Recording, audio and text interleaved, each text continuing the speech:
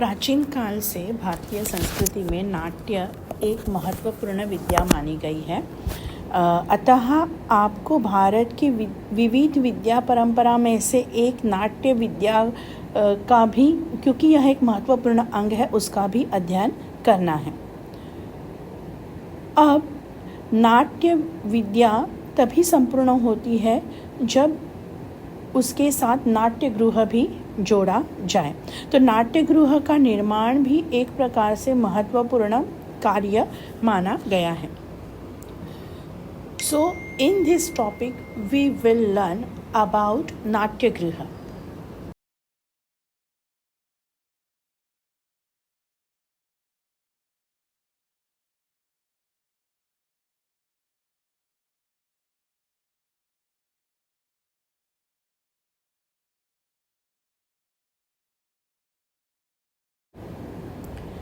नाट्य शास्त्र के भीतर रंगमंच का निर्माण कहाँ, कैसे और किस रूप में किया जाना चाहिए तथा अभिनय एवं दर्शन के दोनों के अनुकूल वह किस प्रकार से हो, जिसके लिए भूमि शोधन करना है, यानी लैंड सिलेक्ट करनी है, विभाजन करना है, then how to build it, भित्ति क्रम यानी दीवारों को कैसे बनाना चाहिए, स्तंभ लाइक पिलर, उसके ऊपर जो डेटीज देवताओं के चित्र निर्माण किए जाते हैं, इन सभी का वैशिष्ट्य या परिपालन नाट्यशास्त्र के ग्रंथ में किया गया है। So how to form a नाट्य गृह। तो हमारे यहाँ नाट्य गृह के निर्माण की विधि को असाधारण कार्य रूप में स्वीकार किया गया है, क्योंकि इसका निर्माण शास्त्रीय रूप से करना आवश्यक है, उसी के साथ साथ वह सांस्कृतिक भी होना चाहिए। तो नाट्याचार्य नाट्य गृह निर्माण विधि को सामाजिक दृष्टि से महत्वपूर्ण मानते हैं। यहाँ पर सोशल जो कॉज है उसका भी विचार किया गया है, जिससे एक्टर को सामाजिक रूप से वह दर्शकों के साथ मीन्स ऑडियंस के साथ वह जुड़े जा सके।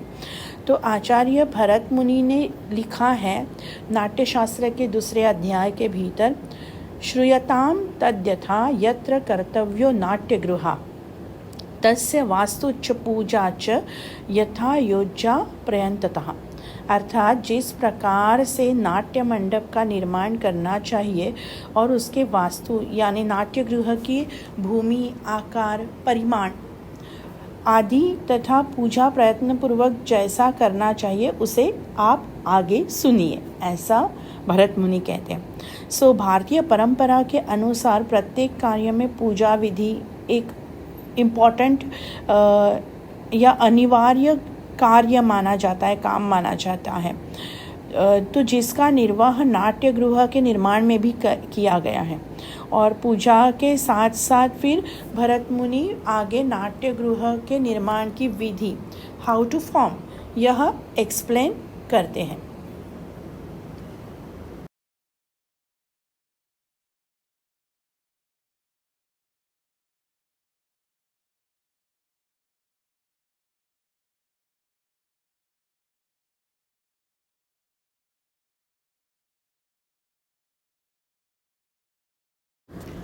Bharat Muni devotes an entire section of the Natya Shastra, chapter 2 and 3, to describing the ideal construction, then orientation and symbolic dimension of the theatrical space suitable for the performance of Natya or drama.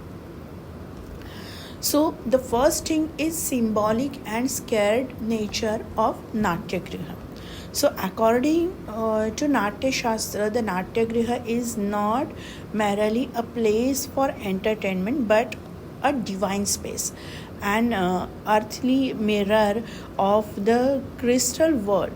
It is considered a temple of art where gods, humans and nature interact through the medium of performance. तो यही कारण है कि नाट्यकर्ता को सर्वप्रथम ज़मीन देखनी चाहिए, यानी where he ready to form the नाट्यगृह। तो भूमिखंड की परीक्षा करनी चाहिए, ऐसा भरत मुनि नाट्यशास्त्र के भीतर लिखते हैं। जैसे वो लिखते हैं ना, भूमि विभागम पूर्वम तु परीक्षेत प्रयोजकः ततो वास्तु प्रमाणेन प्रारभेत शुभेच्छया।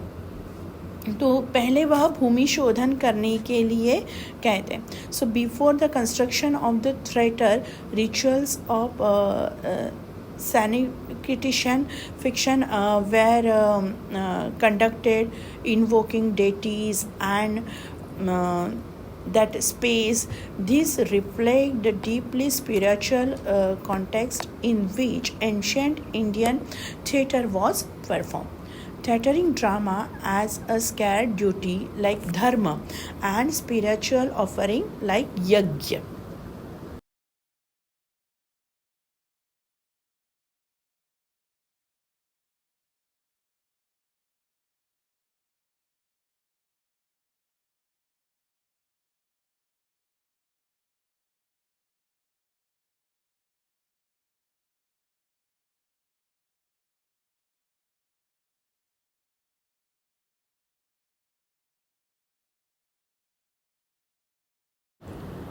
नाट्यशास्त्र में नाट्यगृह या नाट्यशाला को मुख्य रूप से 3 प्रकारों में वर्गीकृत किया है।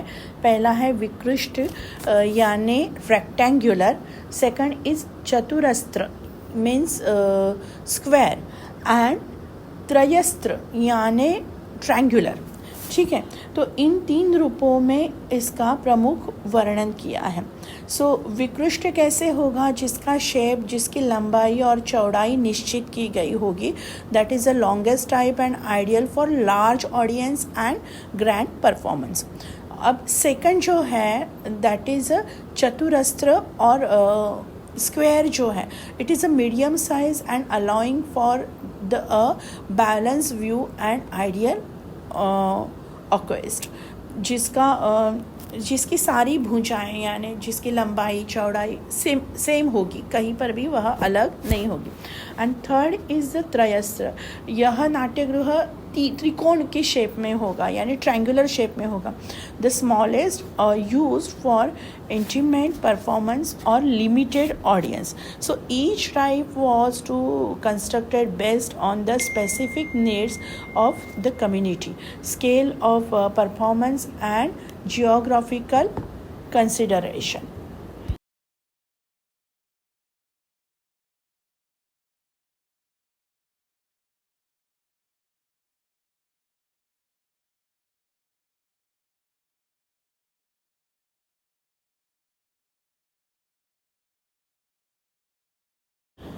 इस चित्र में आप देख सकते हो कि जो टाइप ऑफ नाट्यगृह कैसे 3 टाइप्स जो है वो यहाँ पर दिखाए गए हैं।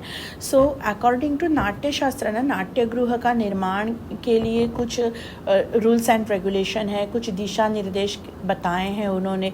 उसका स्थान कैसे चुनना है, उसका माप कैसे होना चाहिए, शेप कैसे होना चाहिए, देन आंतरिक सजावट यानी भीतर उसको किस प्रकार से उसका इंटीरियर करोगे, उसके बारे में भी यहाँ पर चर्चा हुई है। Then because drama is audio visual यानी दृश्य श्राव्य दोनों माध्यम में नाटक देखा जाता है, तो दर्शकों को उसका गहराई से अनुभव हो, इसकी भी चर्चा यहाँ पर होती है। देन नाट्यगृह के भीतर जो मंच है where the audience will sit, तो उनकी जगह कैसे होगी। फॉर एक्टर ग्रीन रूम की एक ज़रूरत होती है, नेपथ्य की ज़रूरत है, तो इसके भी प्रावधान यानी रूल्स एंड रेगुलेशन नाट्यशास्त्र के भीतर लिखे हुए हैं।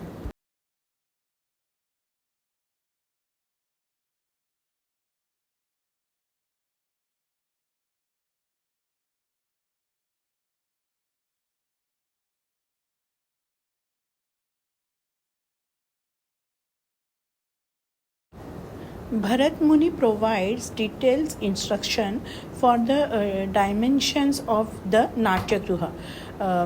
सो यहाँ उन्होंने एक स्थान पर लिखा है तेषां त्रीणि प्रमाणेनि ज्येष्ठं मध्यम तथा वरम प्रमाणेमेषां निर्दिष्टं हस्तदंड समाश्रयम. Means he express in वास्तुशास्त्र के अनुसार उस नाट्य गृह की रचना कैसे होगी. सो जो इसका डायमेंशन है उसमें 3 प्रकार हो गए, ज्येष्ठ, मध्यम और अवर. सो जो ज्येष्ठ मंडप है वो लगभग 108 हाथ लाइक 108 हैंड फिट बड़ा होगा. जो मध्यम मंडप होगा वो 64 हैंड्स का होगा एंड जो कनिष्ठ मंडप है वो 32 हैंड का होगा. अब यहाँ पर जो नाट्य मंडप की चर्चा की गई है दैट इज़ नाट्यगृह, नाट्यवेश्यम, प्रेक्षागृह. ये सारे के सारे जो शब्द है दैट इज़ यूज फॉर नाट्य मंडप. ओके. और एक स्थान पर उन्होंने अपने श्लोक में लिखा है देवानां तु भवे ज्येष्ठं नृपाणां मध्यम भवेत् शेषाणां प्रकृतितां तु कन्हैया संविधीयते. यानी देवताओं के लिए वह नाट्यगृह कैसा, ये प्रेक्षागृह यानी where the audience will sit. तो अगर वो ऑडियंस देवता हैं तो उनके लिए ज्येष्ठ जगह होगी. अगर वह ऑडियंस किंग्स है तो राजाओं के लिए वह मध्यम होगा. और अगर वो ऑडियंस ऑर्डिनरी पीपल या प्रजा है तो उनके लिए वह प्रेक्षागृह कैसे होगा उसका वर्णन उन्होंने यहाँ अपने नाट्यगृह के भीतर किया हुआ है. ठीक है. तो अकॉर्डिंग टू नाट्यगृह express in Dhanus means one dhanus is equal to 6 feet, further divided into anguls means finger, and tals means palm, आपके हाथ. The size of the theatre depend on the type of chosen but was always to maintain proportion and symmetry. So the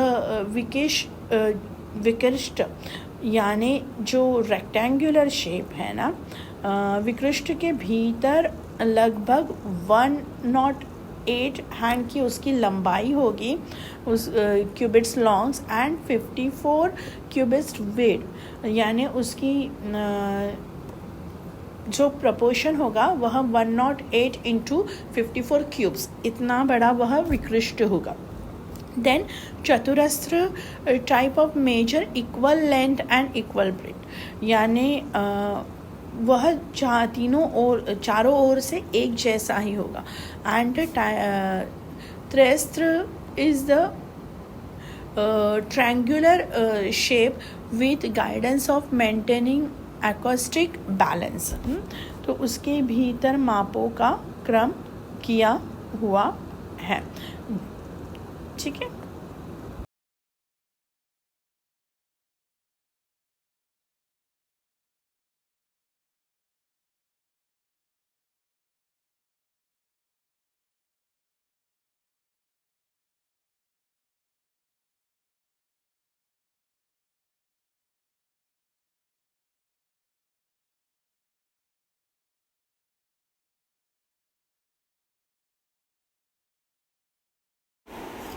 The Natyagriha was composed of several key parts.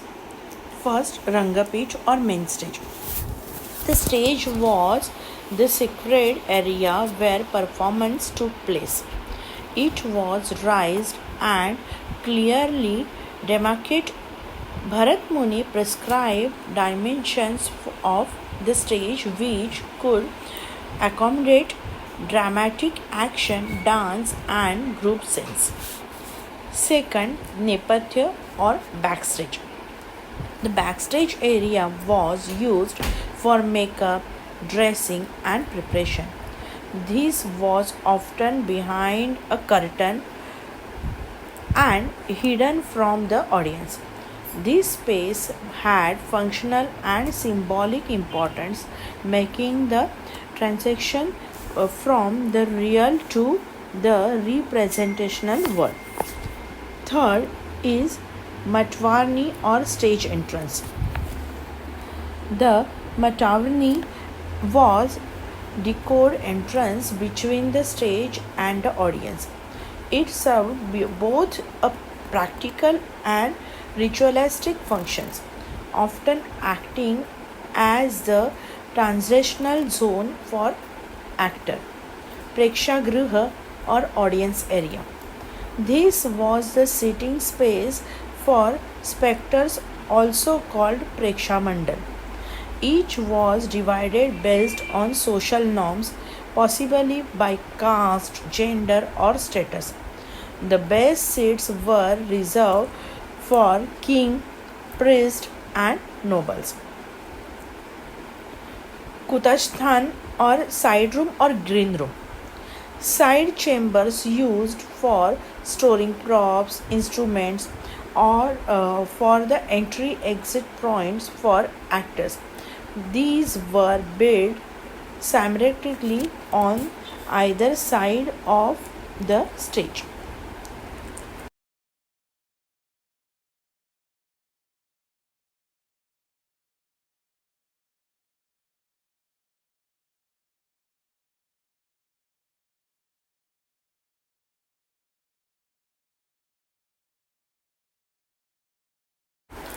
Materials and construction. The Natya Shastra allow for different types of building materials depending on available resources. Wood was commonly used for frames, pillars, and stage. Brick and clay were used for wall and flooring. Thatch and tile roofs covered the entire structure to protect from weather. The interior was designed for acoustic efficiency, a major concern in the absence of electronic amplification. Sloped floors, wooden panels, and high ceiling contributed to sound clarity.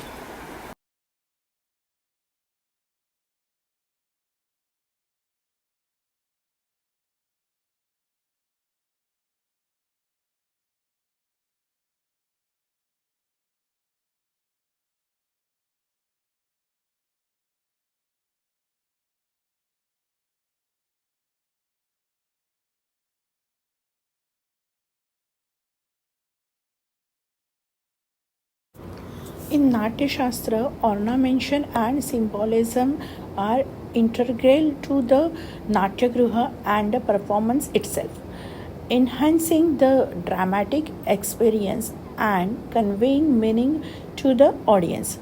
The text details various aspects of ornamentation, including costumes, makeup, and even flower arrangements, each carrying symbolic significance related to character, mood, and social status. Symbolism is also embedded in the structure of the Natyagruha, the stage design, and use of specific color, gestures, and movements, all working together to create a holistic and meaningful theatrical experience. In costume, like in Natya Shastra, specific different type of costume for the various character reflecting their social standing, personality, and the specific role they play in the drama. For example, if the actor is playing king's or queen's role, so queens would be adorned with adorable garments and jewelry and headdress,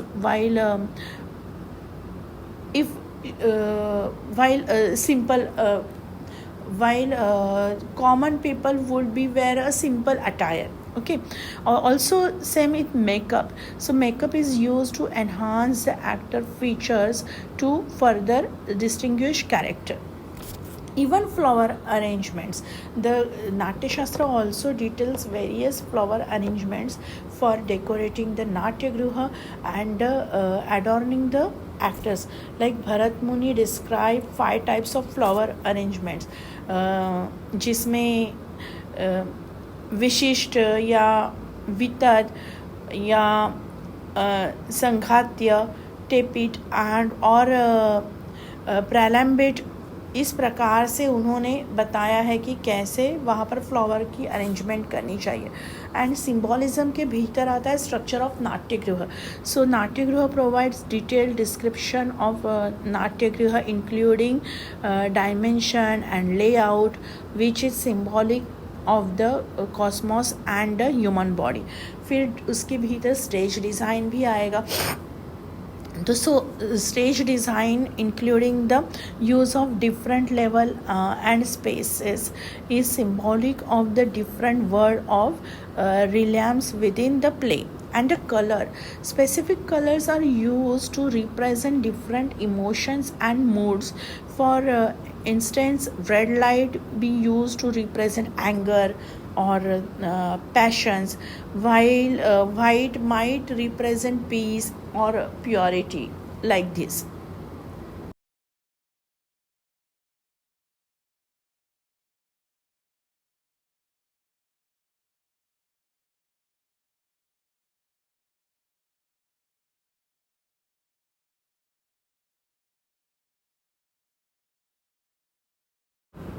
Natyashastra के भीतर before start drama और performance, नाटक शुरू करने के पहले पूर्वरंग नाम की एक प्रक्रिया का या एक रिचुअल्स का वर्णन किया है, जिसके भीतर पहले नांदी की जाती है। सो नांदी इज़ द कि हम देवताओं से आशीर्वाद लें, हम ब्राह्मणों से आशीर्वाद लें, या हम उस राजा की स्तुति करें। देन इसके भीतर कई सारे श्लोक है, ऑफरिंग पूजा है। इसके भीतर आशीर्वचन यानी कि वो हमें ब्लेसिंग दे, इस प्रकार से स्तुति में गाने गाए जाते हैं। एंड नांदी का एक्चुअली उद्देश्य ही है कि हम नाटक की सफलता के लिए सुनिश्चित करें या उस ईश्वर से प्रार्थना करें और उससे आशीर्वाद लें। देन इसके भीतर कुछ प्रस्तावना की जाती है कि जैसे नाटक की स्टोरी क्या होगी, या कथानक का एक थोड़ा सा इंट्रोडक्शन दिया जाता है, परिचय दिया जाता है। इसके भीतर सूत्रधार जो होगा वह नाटक को थोड़ा बहुत अपने शब्दों में उसे प्रस्तुत करने के लिए प्रयास करता है। देन धुआएं हैं, मीन्स इसमें गायन और वाद्य यंत्रों का उपयोग किया जाता है और अलग अलग दृश्यों को या इमोशंस को इसके भीतर दिखाया जाता है।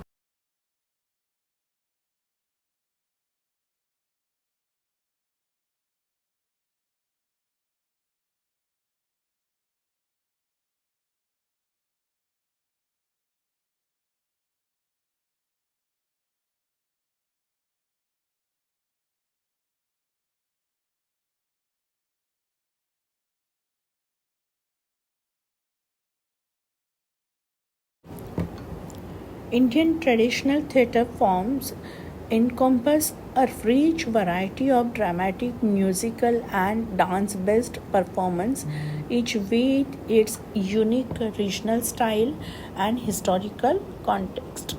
Some examples include like Kathakali in Kerala, Yakshagan in Karnataka, or Nautanki in India, Bhavai in Gujarat, Tamasha in Maharashtra, or Bharud in Maharashtra. These forms often draw inspiration from mythology, epic, and religious narratives, serving a both entertainment and means of preserving cultural heritage.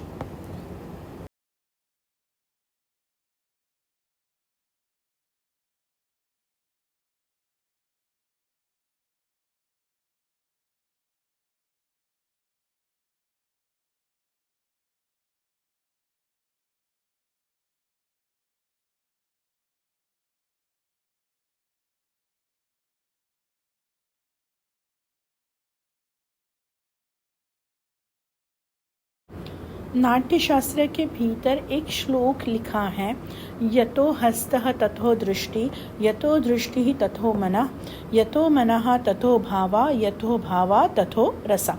Means जहाँ हाथ हो वहाँ हमारी आंखें होनी चाहिए, कि performance करने वाला जो एक्टर है या जो परफॉर्मर है उसके हैंड्स मूवमेंट जहाँ जहाँ होगी वहाँ वहाँ हमारी दृष्टि जाएगी। यतो दृष्टि तथो मना, जहाँ आँखें हो वहाँ मन मन होना चाहिए। यथो मनः तथो भावा, जहाँ मन हो वहाँ इमोशंस हो, भाव हो। यथो भावा तथो रसा, और जहाँ इमोशंस है, जहाँ भाव है, वहाँ ही रस की अनुभूति होती है। सो नाट्य शास्त्र के भीतर ये जो नाट्य गृह का लेआउट है, जो एंशियंट स्ट्रक्चर है, वह इस रूप से महत्वपूर्ण है।